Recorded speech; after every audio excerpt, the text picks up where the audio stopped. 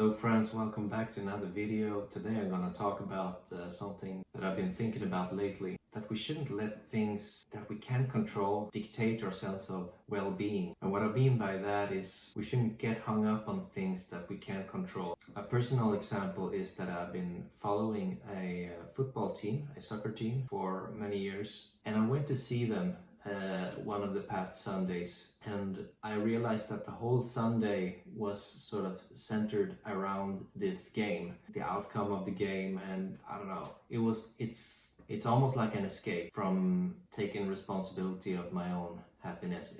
I guess it's excitement as well. Weirdly enough, it gave me some kind of illusion of being part of a community, for example, since the team is from the city that I grew up in, and I do not have many ties left to that city anymore. Anyway, the point is, when the team loses, my sense of well-being goes down. And it's not only that, it's the constant checking of the news that I've been doing and listening to podcasts and sort of, getting upset out of silly things like, oh, that this person said that and this person said that, and it's this constant gossip. I think it's comparable to watching the news, for example. People that watch the news all the time, like hours, first thing in the morning, last thing before they go to sleep. They check the news. If you think about it, what's covered in the news is only a very small portion of what happens in the world. When watching the news, we're bombarded with a huge chunk of drama: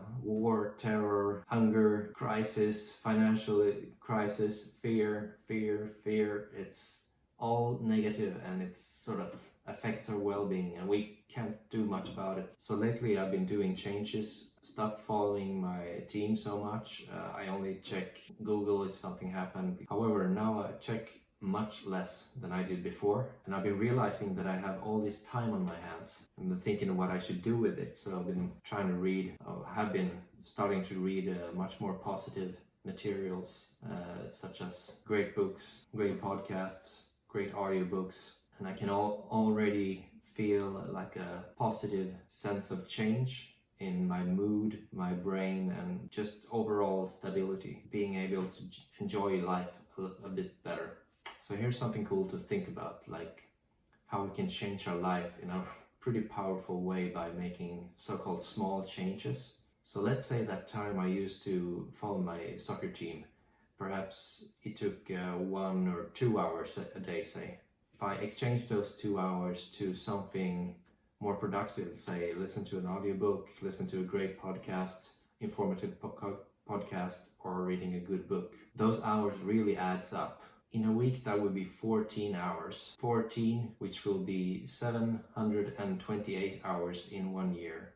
And we all know how fast a year goes by, right? Let's just for fun make it 3 years. Now, many great audiobooks are like 3 hours long in Audible, the app I used for audiobooks. So in 3 years, that would equal that I listened through 700 masterpieces of books in 3 years. Now compare that to if I would have kept on listening to podcasts about my favorite soccer and endless drama or the news. So I mean, a lot of self-improvement and where we're going to go in life is really, as long as we're in the Western world and we have a roof over our head and Wi-Fi, I mean, we can really make changes for the better. So I will stop limiting myself so much, and things I can't control, I will limit those things that doesn't give me anything really in the long run, and replace it with great books, great content, great podcasts, like a cornerstone, like a staying power.